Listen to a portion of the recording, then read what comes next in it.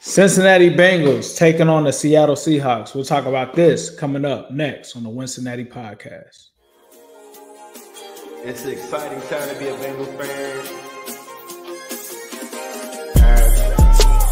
I'm AC. We got a special show as always. The voice of the Bengals. Dan Ford, Willie Anderson, Corey Dillon. The name of this thing is called Wincinnati, and I'm not going to stop. Talk to us about that roller coaster season. I'm still going to give you the same AJ. I'm going to work as hard as I can to be the best. Always working ever since I met y'all, boy. I got to get your top 5 receivers. Better, man. Good. Watch out for us. Welcome to the Wincinnati podcast. I am Ace. He is M. A little bit of a delayed start. We apologize. Some things happened. Awuzie had an accident, so we had to make sure that he was right before we got started. But hey, it happens. Thank you guys for rocking with us. If you are rocking with us right now, please be sure to hit that like button, hit that subscribe button. That helps grow the platform. That helps people find the Wincinnati podcast. We're going to break down today, obviously getting into the Bengals and Seahawks preview up on today's show. But of course, we have some little tidbits to get into with keys to victory. Some of the things that we saw as well, of course, breaking down that defense. And then, of course, we'll get into our weekly segment that we do before each game. We'll talk about the overs and unders. And then we'll get into the fantasy things of start, sit, and who should be the sleeper in this matchup. We're going to get into all of it coming up next. Hey, what's up, Bengals fans? Mike Hilton. I'm on the Wincinnati pod with Ace and Zim. Hey, Zimmy. We got news about a few of the Bengals injuries. Talk to me about T. Higgins. Actually, before you talk about it, we actually have a clip here. Try to pull up. Let's try to get this started here. It's actually T. Higgins talking about the flat jacket, what that injury means, what it's going to look like. So without further ado, let's get this clip going.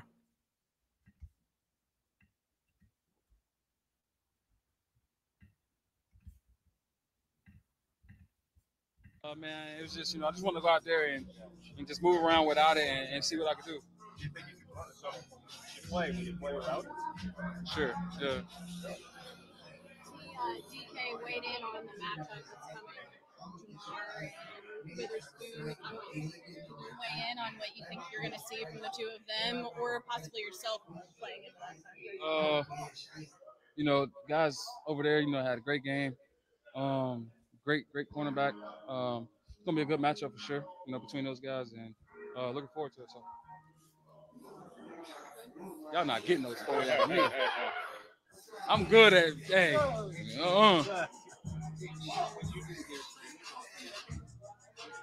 One more time. When you do hear trash talking, what is your first inclination? What's your first thought when you hear guys on the other side saying what they can or will be able to do to you and Jamar?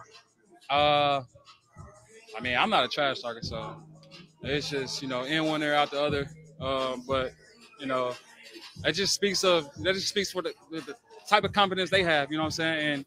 And, you can't do nothing but sit back and just, listen.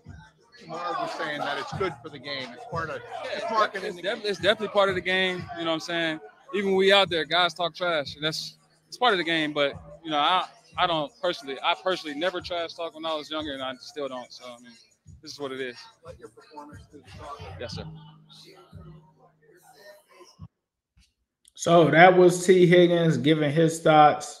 I thought that was pretty dope, but that's going to bring up the Bengals injury report because not only is T. Higgins a question mark, the Bengals have a couple of guys here on the injury list in terms of their practice. You talk about Chido, Awuzie had a limited participation. Devin Harper, the linebacker that the Bengals signed from the Cowboys, he's had a hamstring issue, but he was upgraded from not practicing to limited. Another big one here, Myles Murphy, unspecified. It looks like we're not sure exactly what it was, but he didn't practice. Zim, what are your thoughts on just the T. Higgins kind of thing and, where Chido is as it stands right now? Good evening, everyone.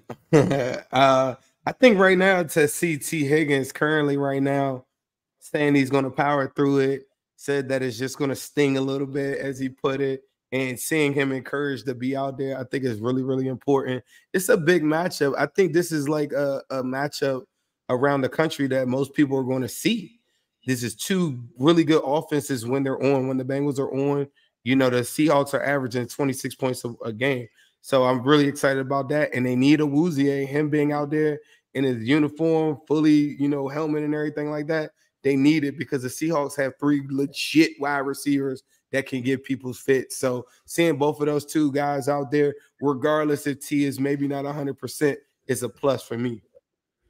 Nah, I agree with you, man. I think, you know, whether or not T Higgins plays or not, it is what it is. I mean, I think honestly the smart thing right now is if he doesn't play in this game, to let him get that rest, get that bye week rest, and be able to come back for the season. We don't want any kind of re-aggravation or anything like that. And we kind of, Mike Daniels kind of alluded to, a lot of teams are trying to hurt the Bengals receivers. If they can't stop them, they're going to do things like take cheap shots and stuff like that. That's not to say the Seahawks are dirty. I don't know if they are or not, but you know, somebody's going to go after those ribs. I wouldn't want to see that happen in a game like this. I think you're right, spot on with Chido. Chido's got to be a guy that they're going to need, especially with those wide receivers that they have over there. They also have some tight ends over there that are doing their thing as well.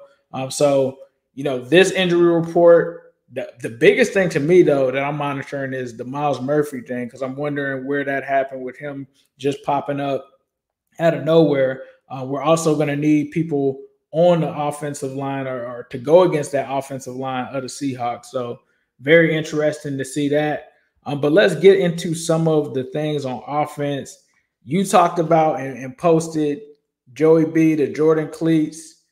He's wearing them at practice, bro. What are your thoughts on it? He said apparently he doesn't want to talk to the reporters about it, but we got to talk about this shoe game because it's nasty. Wasn't that an awkward exchange? What do you feel like that was about? Why wouldn't he like is there like something I'm missing with that? Where is it like a Jordan deal imminent in place or something like that, and he just didn't want to talk about it? I don't know, bro. It could have been, who knows what it could be. It was kind of strange. Like maybe he just didn't want to talk about it because he felt like, I don't know, maybe there's more important things to talk about. But, you know, as a sneakerhead, and I know you're into sneakers as well, anytime we saw him, you also posted you had to post last year at Zim_Hude on Instagram with the Jamar Chase Panda dunks. Like that stuff gets us excited. We talk about that all the time. Jamar wearing the foams, stuff like that. So I'm more excited. Aren't you more? I'm more excited about that than the jersey for real. You remember when Jamar Chase had the grill and all that, and I kind of gave a speech on how like young kids, like even around my way, started putting grills in as their mouthpiece. I don't know if people realize this, like the average quarterback, and especially not the white quarterback, is wearing Dunks, Jordans, or anything like that. And when you see it, it really stands out. I grew up, you know, when I was a kid wearing SBs a lot. SBs were like everything to me, like Dunks. And now Dunk Lows are like super, super popular. But those are like just kick on, like quick shoes. If Nike were to collaborate with Joe Burrow and like start cleating, our boy Khaled Kareem, he cleats any shoe. You see Odell Beckham Jr. do it a lot too. They'll cleat any shoe. If Joe Burrow was the cleat, it would change sports. And I don't think people really realize that. Like the kids, they have paid attention to that stuff. I saw a couple people on Twitter say, "What's the big deal with these cleats?" And I'm like, bro, that's a big deal to me. So I thought that was major, bro. I don't know why he didn't comment on it on that press conference. I thought he had a different bop to his step at practice. He looked good. He felt good. And I think you could see that. And I think for the first time, it bodes well for the Bengals moving forward. Like, I just think that gives them that extra juice of confidence. And no pun intended, Taylor-Britt Juice said, you know, Shiesty's back. Nah, I feel it. Like, I feel like Joey B does a lot of things that are just kind of symbolic, and certain things that he does. He stepped out with the Amigos tee on that I have for him. He stepped out with these cleats on, the Jordan cleats. I mean, who wears the Jordan 1s in a game not trying to make a statement, bro? I feel like that's like, you know, when Jordan came back wearing the 4 or 5, I'm back. Like, I feel like it was one of those type of moments. So Dope to see him do that. But speaking of the offense, Joey B ended up getting into it with our guy Treyveon. But you had a dope tweet that really went up that was pretty cool here. I'll get it pulled up here. But it really was surrounding, for the most part, Treyveon as a pass blocker and kind of highlighting a lot of those opportunities that he's been able to do with PFF. He's been able to do some things. But just talk to us about him with that as it stands right now. I think a lot of people get influenced sometimes and they don't really realize it sometimes. But I will say this, in my opinion, I think that the running back conversation is heavily influenced on Bengals Twitter.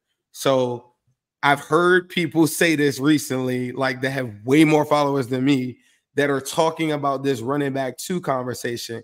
And in my mind, I feel like it's just a conversation piece to try to bring in another running back that can then at some point take over Mixon. I could be reaching. I don't know. I just feel like that's what it stems from.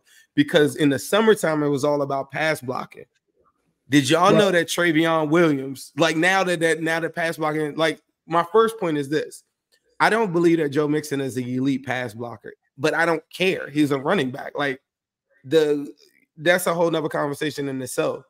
But Treyveon Williams, what he's supposed to do is be a relief back. He's not going to be like the Miami Dolphins, and I wish that they had speed at the running back position. They don't. We talked about it on our show about some other different things. But this is the thing that's currently going on right now. Treyveon Williams is ranked in the top 5 in the NFL as a pass protector, as a running back, tied with Saquon Barkley, one of the best pass protectors in the NFL. This whole entire week, I just keep on hearing all these people talk about running backs, bringing them in. But I thought the whole concept of Perine leaving was you had to have a guy that was good in pass pro. I said on this show many times, we talked about it many times, that the staff loved Treyveon Williams in practice at pass pro. Currently, right now, he has an 85.7 pass blocking grade on PFF, and that's 3.25 pass pro a game. So remind you, it's not that many.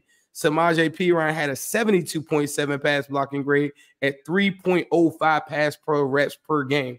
Average yard per carry, 4.1 Perine. Average yard per carry, Treyveon Williams. This is very important to note. Until Perine had the Kansas City game and the Steelers game where Mixon was out for the concussion protocol, he averaged 3.8 carries per game. After that, he's now, after those 2 games where he had a healthy workload, it moved his average up closer to 5 per game. With that being said, we talked about it on the show last week. If they had 25 carries, I do believe 4 or 5 should go Chase Brown, Treyveon, and I think that'll happen in due time. People got to be a little bit patient. Remember, 2021, Joe Mixon had many carries, 1,500 all-purpose yards, and Perine did not get carries. Perine got carries in 2022 as his role started to go up. His catching started to go up. So I thought the running back 2 conversations that have been brought up by some other people that have way more followers than me, they bring it up a lot because they're trying to figure out ways to unseat Joe Mixon. And it just it's a never-ending cycle.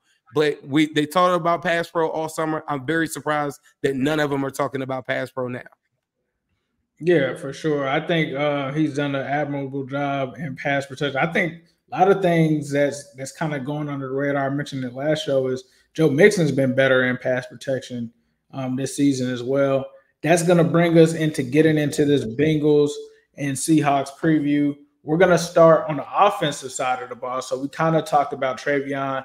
Some of the key players in this game, I would probably start off with Joe Mixon. Like, one of the things that you mentioned is that the Seahawks have a stingy run defense, but this is a guy in Joe Mixon that was able to make things happen against the Titans. And I still feel like that recipe, especially from what we did last game, is still warranted in this situation, not to only help Joe Burrow keep from re-aggravating or doing anything there, but to also keep things open in terms of the play action, in terms of keeping the defense honest, especially against a team that really loves to play zone. So I'm going to go with Joe Mixon being the key guy there. Are there any other key players that you feel, Zim, that we can discuss in terms of key players in this game? I think now, is this on just offense or defense or just in general? Just in offensive side of the ball. on the offensive side of the ball, I think Jamar Chase and the Amigos got to go crazy. We're talking about the 30th ranked pass defense in the NFL. We're talking about now, mind you, Tariq Woolen only played one quarter in one of those games and went out, and a lot of those yards got on a guy named Michael Jackson. Some of the guys that have gone off on the Seahawks have been guys that have been primarily in the slot. So just to recap, Puka Nacua and Atwell went for 120 apiece week 1. Amon St. Rod and Josh Reynolds went for 102. Josh Reynolds had 2 touchdowns. Adam Thielen from the slot, 145 yards. DJ Chark, 86 yards. Shout out to my man Drizzy. Drizzy Drake, Bengals Drake.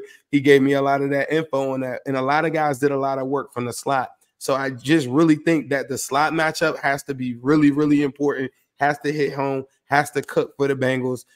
Tyler Boyd has to step up. This might be a Tyler Boyd game. If Tariq Woolen is outside with Higgins with the messed up, ribs, however they move those guys around, or if it ends up being Witherspoon, as we're going to talk about later on in the show, who has some interesting stuff from DK Metcalf. The Amigos, this is an Amigo game for me. I think that Joe Mixon has to be consistent just like last week, but Seahawks and the Browns are the lowest in the NFL, only relinquishing 3.2 yards per carry in the run game. Seahawks run defense is no joke. That doesn't mean you don't run. It means you still run to sell it, and then you work the pass off of it.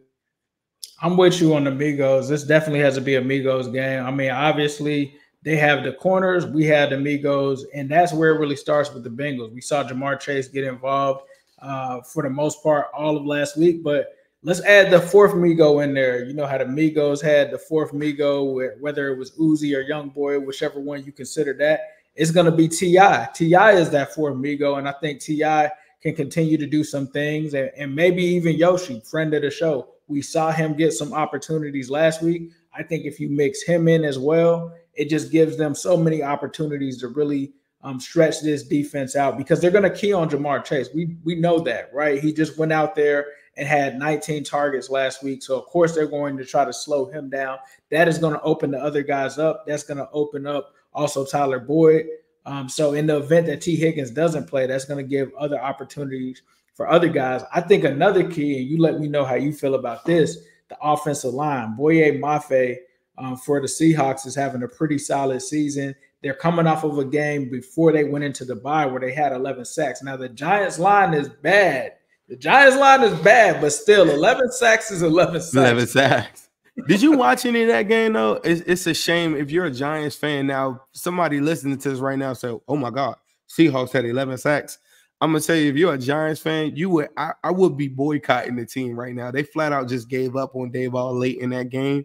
It was at a point it was like 6 sacks, and they just gave up on Daniel Jones and let him get murdered. He had 11 sacks. It was a terrible game. It was a terrible game to watch. But I actually rewatched like all the sacks because they have it cut up online, and they just gave up on them. And I just don't plan on the Bengals. I think our pass blocking is a lot better than what it was before. I'm worried about them sometimes in the run game. If you're going to be a pin and pull or gap, just mano-a-mano team, you can't allow free rushers in the backfield. On 25 of those rushes, I felt like Mixon he was met in the backfield like 4 times. So I don't want that defensive line of the Seahawks to penetrate in that run game. But you do bring up a good point. I think that the Bengals offensive line is going to be a major key because we can't do anything. You can't get to the Migos if the line isn't protected. Right, for sure. Now let's switch from just player-centric stuff to the actual strategy, right? Like, obviously, we know that there's going to be some keys to victory on offense. This is a team that mostly, for the most part on defense, plays zone. So this is going to be a Bengals offense going against a mostly zone defense. You kind of talked about that they kind of like to do the 4 rusher thing. They do that 74% of the time where they allow 4 rushers. They've run zone 70% of the time. They run the 3rd most zone in the league. A lot of it ends up being a lot of cover 3. A lot of it ends up being cover 6 and stuff like that. How would you attack that, Zim? That's what I was going to say. If you go back and look, Bengals' most success last season. I know people don't like talking about last season. I'm sorry, it was 9 months ago. In the season, The teams that the Bengals gave the most problem to, they showed us more cover 3 were the Bills, the Dolphins, the Saints, the Jets, and I think I'm forgetting one more team. Oh, Falcons. Cover 3 teams. Those are the things. Remember, T. Higgins goes up against a similar matchup in Sauce Gardner as what we would be looking at in Tariq Woolen. Cover 3, single high. So what I'm saying is for people listening or watching this at home, cover 3 leaves a safety middle of the field that has to get from sideline to sideline. The Bengals wide receivers are so good at route running and throwing, and Joe Burrow is so good at catching these guys out of their breaks that it's hard to play cover 3 against them. Most teams that have success against the Bengals are cover 2 teams that have 2 safeties over the top. We've seen teams change up what they're going to do, but if they stay in cover 3 shells, I just think that it's a big Amigos game. When Joe Burrow sees that pre-snap, it doesn't matter who your corners are. He gets the ball out really quick. So we're going to see how that happens. I think my major key to victory, and this is the biggest one, and it goes, and it's the whole theme of the season so far. It has to meet at its head at this point right now. Pause. Is that the Bengals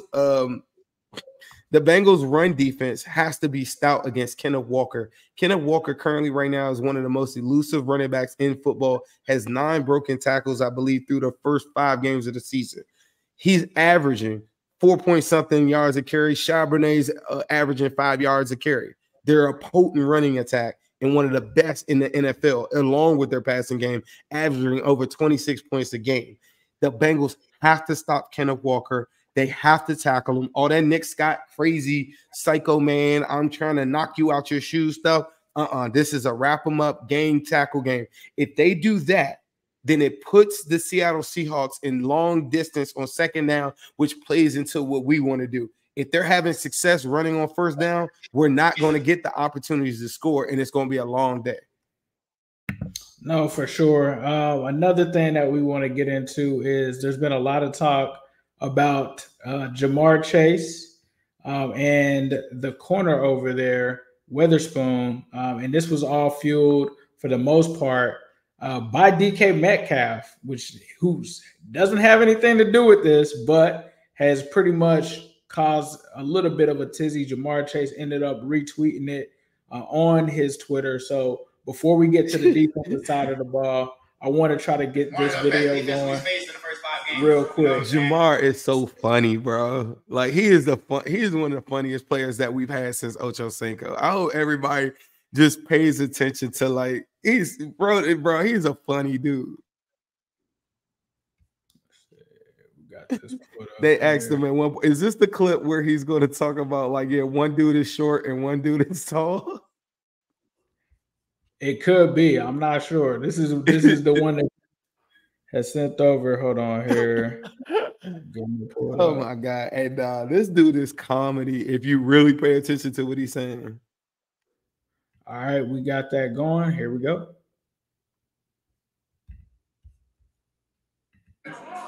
So I don't think it's going to be as easy as it was in Arizona for us. You know what I'm saying? It might be a little more of a task for us this game. So we got to play complementary football. Got to be on the same page. You got to execute. Can't have any missed assignments. And I think we did a really good job of that last game. So we got to bring that into this game.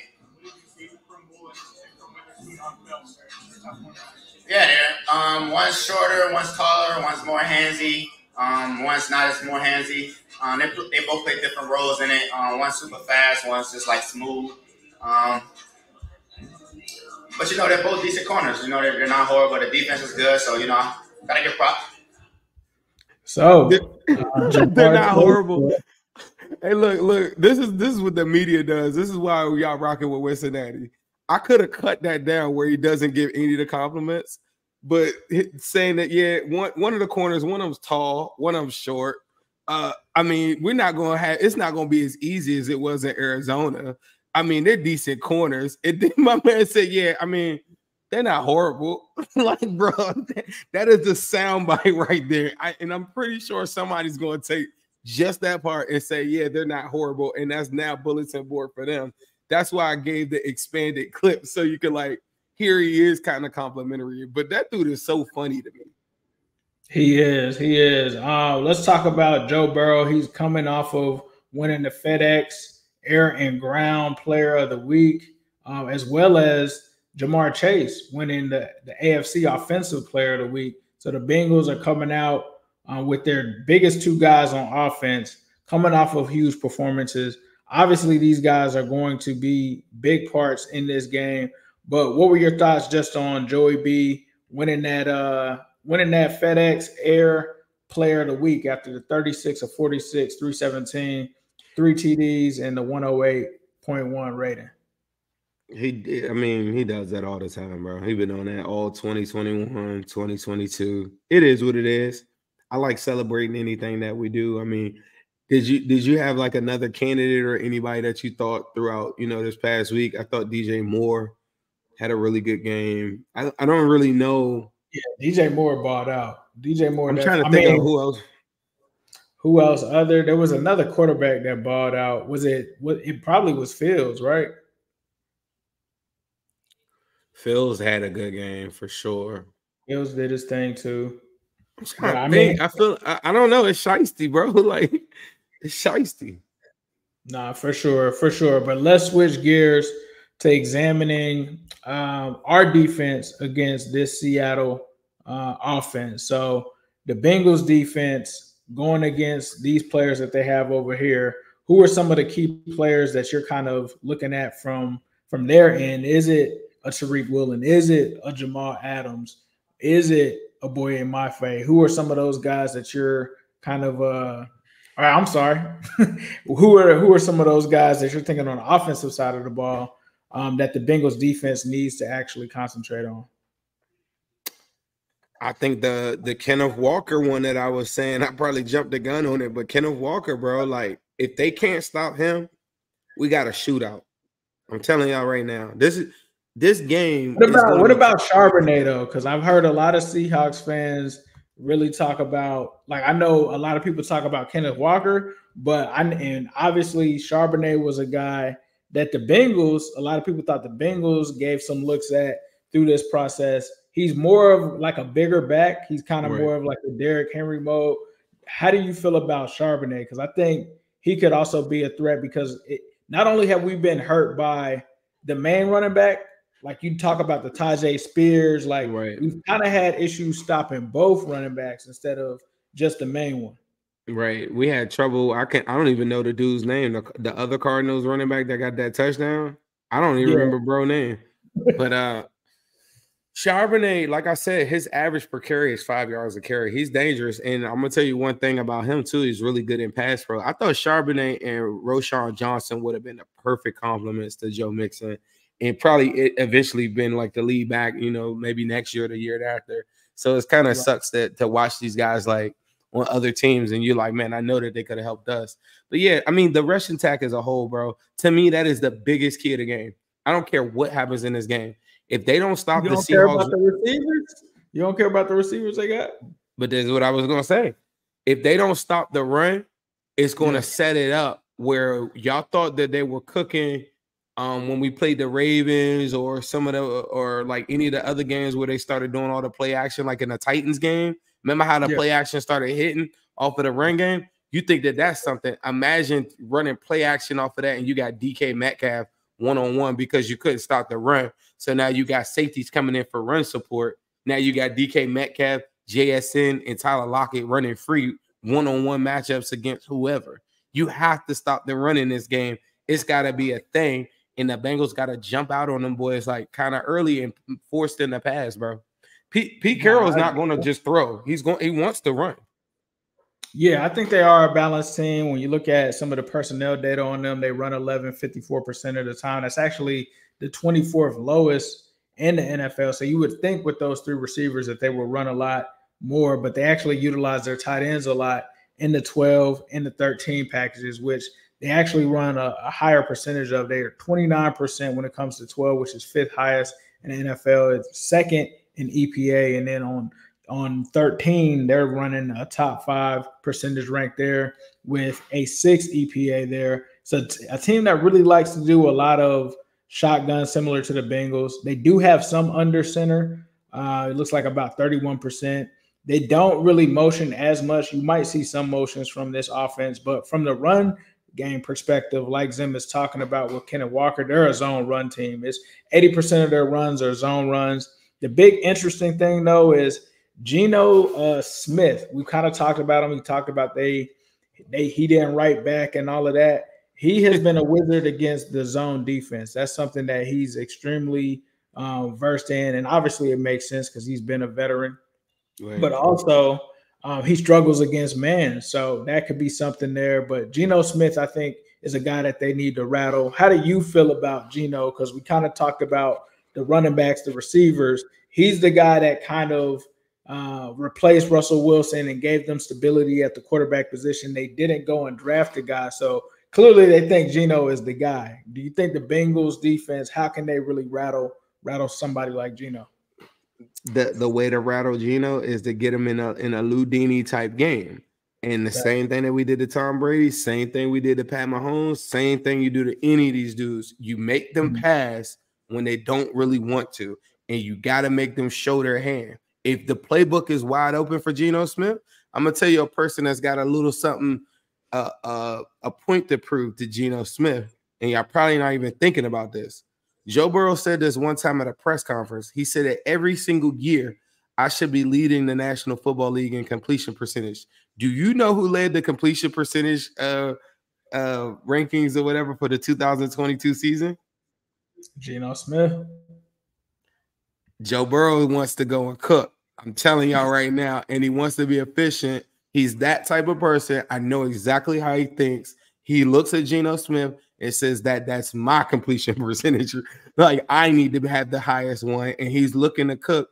And the only way to stop Geno, I feel like, in my mind, is to be able to stop the run in this game, man. I'm telling you, you got to give the Bengals possessions. If they get 7 possessions, it's going to be hard to score 20-something points. You got to get them 9+ possessions, and the only way you could do that is by stopping the run and getting them off the field. Yeah, I think you got to do similar things to what the Giants. A lot of people talk about the Giants game. Geno only threw for 110 yards in that game. He also did the same against the Rams. You need to study whatever both of those defenses did against Geno Smith and obviously try to replicate that. But Geno Smith, I agree with you. I think Joe Burrow is going to be a little competitive. Another big thing that a lot of Seahawks fans are talking about, because they're getting a lot of players back, are the trenches, right? They get Charles Cross back. That's huge for them, especially with Trey Hendrickson. Trey Hendrickson is a guy that I believe is huge in this game. And not only him, I'm going to go to the other side of the line, because the other side of the line for the Seahawks has actually been more susceptible when you talk about Curhan at right tackle and Haynes. They haven't had the greatest seasons. And so over there, when it comes to B.J. Hill, those are going to be guys that are important. How do you feel about the Bengals trenches in this game playing a key part against the Seahawks? I was looking at Charles Cross. His run blocking grade is like a 50. His pass blocking grade is one of the best in the NFL. Trey Hendrickson generally has good games against bigger linemen. This guy's 6'5", 307 pounds. So not the biggest, but, you know, Trey Hendrickson is going to have his hands full in this game, and they need guys to step up. I'm so tired of talking about signing those guys and not getting enough pressure on them. I'm going to tell you one thing. The trenches, very important. Like I said, stop the run, and I think it'll take care of itself, and that'll work itself out.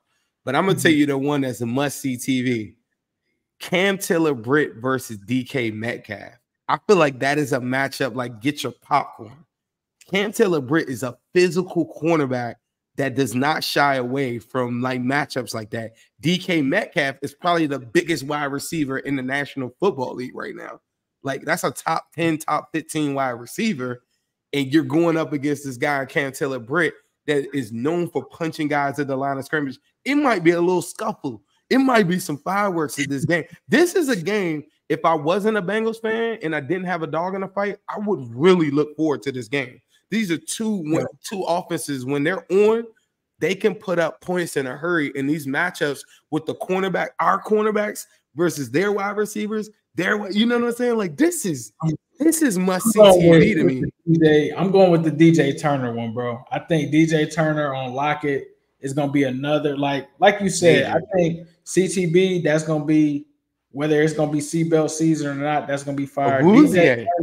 Coming off of that game that he just had, Chido, I mean, yeah, this is going to be one to watch, I think, on both sides. And think about Seahawks got Kobe Bryant, who was injured before. He's now a full participant.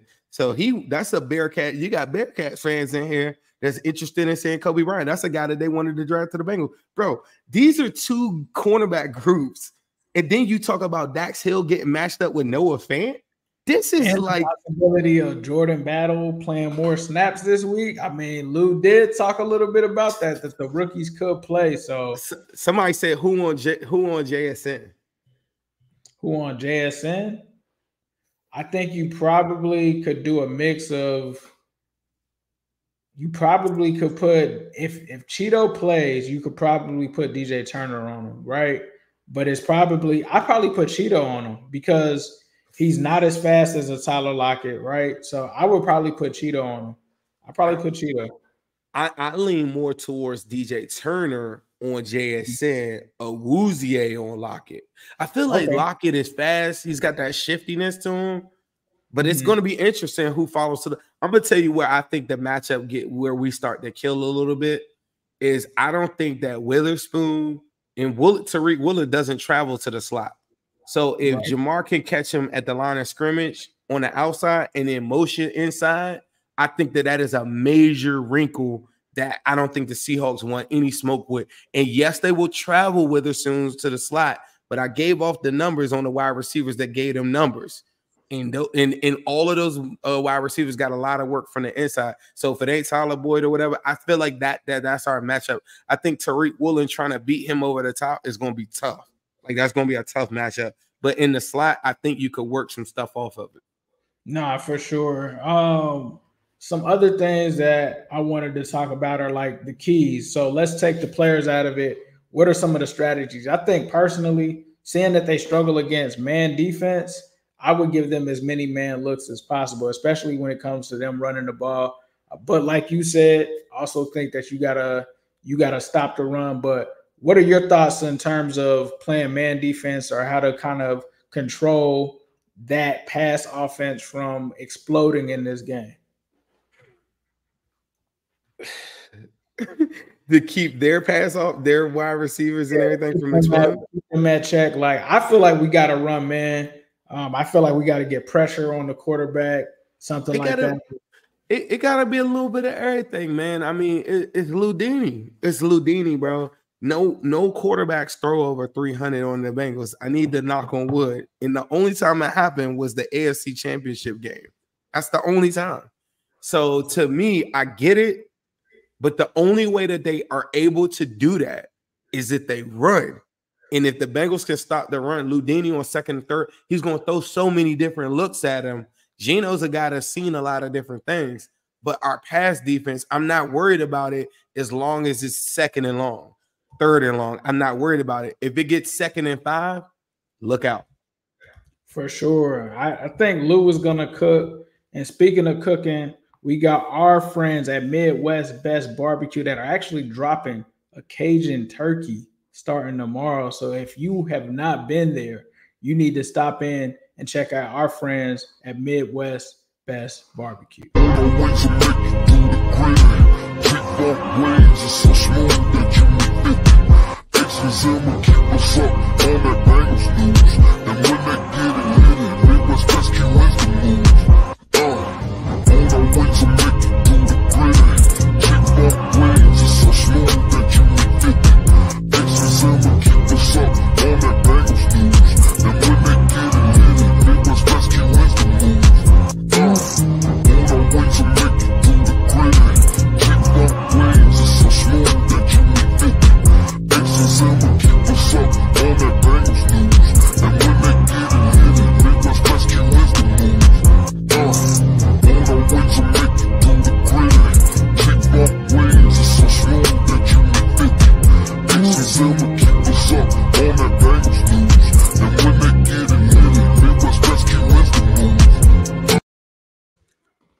Well, shout out to Midwest Best Barbecue 669 Justice Court in Loveland, Ohio.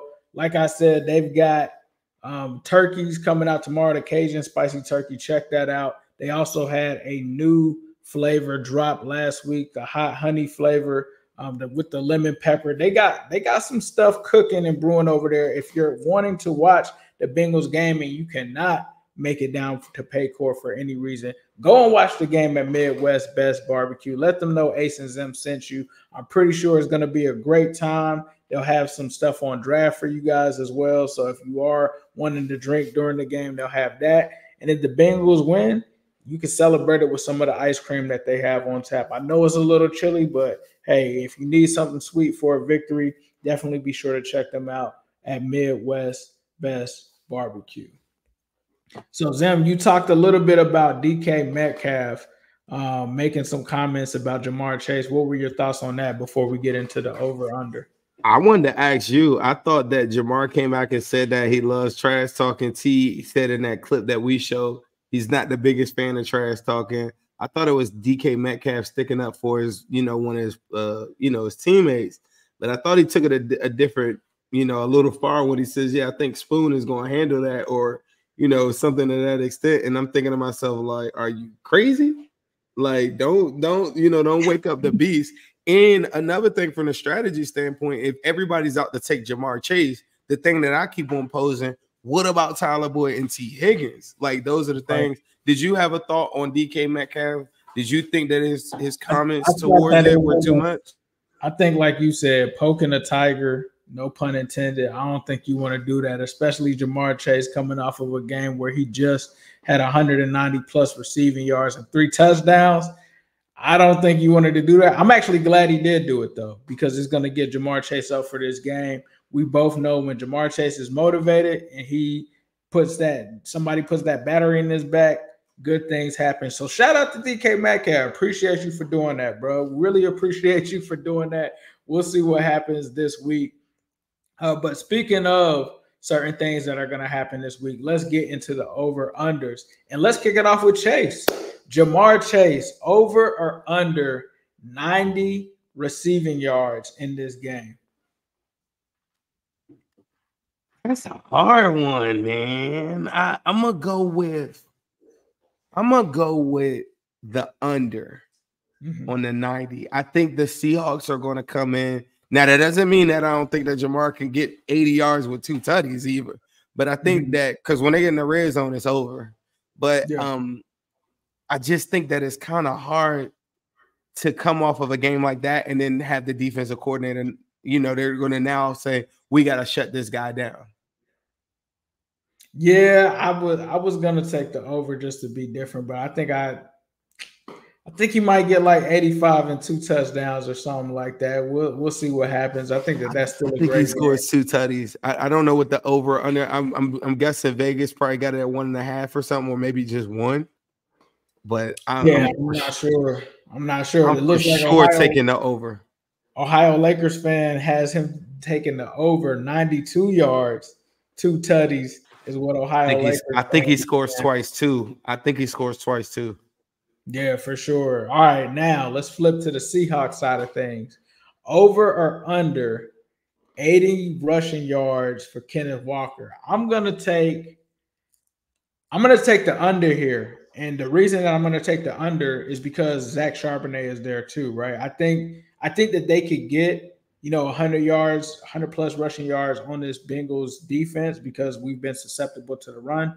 But I think it's going to be a combined effort. I don't think, it's just going to be Kenneth Walker having a field day by himself. I think Charbonnet will be able to do some things. It seems like it may be a mix for them at that position. So I'm going to take the under just because I think, it's a possibility that he's going to be sharing. What do you think? Over or under for Kenneth Walker with the 80 rushing yards? I'm going to take the over. I could see the Bengals winning comfortably, but I still, until the Bengals show that they can stop the run, I don't know, man. You can't put money on it. I feel you. I think the Bengals win. I still think, dude, it's over. Yeah, for sure. Here's another Seahawks one. Geno Smith, over or under 2.5 touchdowns? I'm going to go under. So under, I'm gonna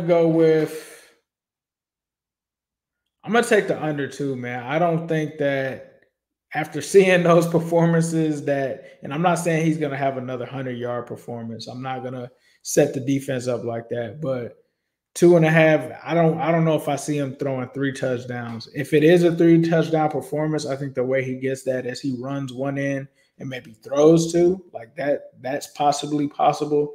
But I think he's gonna get 2 against this defense. So I'm gonna take the under as well. Joe Burrow, over or under 200 yards? Over, easy. Even in the worst case scenario that I'm not going to speak into existence, he still in garbage time would come back and easily over 200. Easily. Yeah, I think I'm going to take the over as well. You kind of mentioned at the start of the show, the passing defense for them hasn't been the greatest statistically. So I'm going to take that one on that one as well. Plus Burrow, after the performance that he had, if he's feeling better than last week, I mean, he just threw 300 last week. So I will wonder where he's going to throw this week. The Bengals defense, though, over or under 2.5 sacks. I'm going to take the over on this one, man. I think the Bengals defense, I think on that right side, I think Trey Hendrickson can get 1. I think BJ Hill can do something. And I think a mix between Joseph Osai or Sam Hubbard can get them to 3 against a line that may be susceptible in certain ways. What about you? You taking the over or under? Say it again specifically. I'm sorry. Bengals defense getting 2.5 sacks. God, it's making it sound like I don't think that we're going to win. I'm going to take the under on it, bro. I'm going to take the under on it. I think 2.5. Yeah. I don't know. In some weird way, I just think that statistically, the Bengals win this game, but statistically, it's going to look weird on paper afterwards. I'm going to take the under on it. For sure. Well, that's going to wrap up our over-under segment. Definitely be sure to place those bets if you got them. Get those player props going. What's up, did you get that 200 Vegas has Burrow at 200 over-under? I'm not sure. I think this was just part of the script, man. Oh, okay. I'm about to say, if Vegas is telling you, I'm like, bro, I need to go log on into my account and go and hammer that right now. The over or under on Burrow for this game should be like 265, bro. Like there's no world where I don't see bro getting watching him in practice, looking how good he looked from last week. There is no way that this dude. I mean, if I wasn't betting, I'm telling you 290, 300 for real. On some betting stuff, I'm taking 265 over. Right, yeah, we will get those official Vegas numbers once we get some sports book talking to the show. We'll put some real ones out there. I thought you were saying, hey, dog, I thought you pulled that from Vegas. I said, bro, as soon as this show is over, let me go to my phone and that was not from Vegas. Bro, I'm about to say Seahawks. That was from the Winston Sports Book. Okay, all right. I'm about to say the Seahawks pass defense being the 30th ranked pass defense in the NFL and Shiesty now feeling Shiesty. Yeah. I'm telling you, this game is I can't state that enough. Like, I know that we're Bengals fans. Maybe it's a Seahawks fan. I think this is going to be a really fun game. There's some really fun matchups that if you love sports and you love football, I think there's going to be some big defensive stops. But I think offensively, there has the makings to be some fireworks out there. For sure. That's going to bring us to our next segment before we wrap up, and that's going to be start, sit, and sleep. Zim, go ahead and give us your 3 people. It could be either on the Bengals or the Seahawks, who you're starting, who you're sitting, and who's a sleeper. I'm going to start. I'm going to start Kenneth Walker. I'm sorry. That's nasty. Nasty work. That's nasty work on the Wincinnati part. I'm starting Kenneth Walker, bro. I've watched bums. Kenneth Walker is currently running like a top 5 running back in the NFL. I'm sorry, bro. I've watched bums run for like serious yards on the Bengals. Sitting, I would sit. I don't know if this is, sit Irv Smith. I do think Irv like has, like some. All right, let's do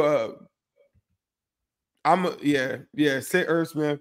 My sleeper, though, I think is Tyler Boyd this week. I think that Tyler Boyd, towards the end of the game, I had a post on Instagram. He reposted it where I was saying that Tyler Boyd, the touchdown, he was like, man, I felt robbed on that play. He posted that on his Instagram. And I think, like, Shiesty sees all. You know, I think Shiesty might say, man, let's come on and go get Tyler Boyd. Let's run that same play. Let's see what he could do, bro. I think Tyler Boyd might be good. He might be good for like an 80 plus 100-yard game. He has games like that. Remember the Falcons game last year? He has games where he can erupt. And I think this is the one where they're going to pay attention to the outside so much that I think the sleeper is Boyd. Who is your start, sit, and sleeper coming up this Sunday? Start Joey Burrow, man. I mean, we kind of talked about it. You mentioned number 9 against one of the, not statistically greatest pass defenses in the NFL. So I'm going with number 9 this week. I think from now on, I think you start Burrow every week except the bye. Sit. I'm probably sitting Joe Mixon this game. You kind of mentioned that they're kind of stingy against the run. I think he could get a touchdown, but it might be touchdown dependent. I don't know, what the yardage looks like for Joe Mixon against this stout run defense. I think he can get you a touchdown, though, but you're going to have to pray that it's that touchdown, I think, in this game. I think Mixon gets a receiving touchdown. I could see that. The sleeper, though, in this game is Trenton Irwin. I'm taking Trenton Irwin. If you got a Trenton Irwin anytime touchdown, if they have that, if Vegas has that, I would take that because I think Trenton Irwin is another sleeper, especially with them focusing on Jamar Chase. I think that's going to open some people up. Yoshi might be a super deep sleeper if you're like in a 14-man league. Maybe you try to take a shot with Yoshi on a lottery ticket. But for me, it's going to be Trenton Irwin. I would take it, especially with him getting 10 targets last week. You can't beat that timeshare. On my fantasy football team, I have Tyler Lockett. Should I play him this week? Tyler Lockett. Guess my running back is Joe Mixon. League, or are you in a PPR league? PPR 12-man league. I got Tyler Lockett. I mean, if I'm being real and not just a Bengals homer, I would, because a lot of the receivers that have had success against the Bengals thus far this season have kind of been in that Tyler Lockett mode. Hollywood Brown, Zay Flowers, right? Some of those guys have. Tutu Atwell even had some success against us. So I would think it struggle with speed from the slot too. They definitely struggle with speed from the slot, as we saw like MVS with the Chiefs and stuff like that. Tyler Lockett can get us some problems. I think DJ Turner is the best person to put on that dude, honestly, when I really start to think about it. And it sounds crazy, but we'll see. I mean, it's either Tyler Lockett or I got to start Jacoby Myers. Either one of them in my flex. I don't know if I trust. Well, Jacoby Myers, he's on the Raiders now. Bro, he been cooking. If y'all watch, I would probably go with him then, because he's in a situation where he might have more targets. He might not. I don't know who they're playing in terms of what the corners look like in their game for the Raiders. But we'll talk. Yeah. We'll talk off air. We'll talk. Yes, sir. Well, that is going to wrap things up. Make sure that you guys hit that like button, subscribe button. The Wincinnati podcast comes to you guys every Tuesday and Thursday, 7:30 Eastern Standard Time. We will be back to recap the show next Tuesday. Hopefully, it will be a Bengals victory. But thank you guys for supporting us. If you want to follow us on Twitter, follow us at the Wincinnati Pod on Twitter. Follow me at New Stripe City on Twitter. Follow Zim at Zim Hude on Twitter. Also follow him on Instagram at Zim_Hude. Same name for me on Instagram at New Stripe City. Thank you guys for rocking with us. And Zim, did you want to say anything before we get out of here, broski? Let's get this win. Yeah. It's an exciting time to be a Bengals fan. I'm AC. We got a special show, as always. The voice of the Bengals. Dan Ford, Willie Anderson, Corey Dillon. The name of this thing is called Wincinnati, and I'm not going to stop. Talk to us about that roller coaster season. I'm still going to give you the same AJ. I'm going to work as hard as I can to be the best. Always working ever since I met y'all, boy. I got to get you a top 5 receiver. Better, man. It was good. Watch out for us.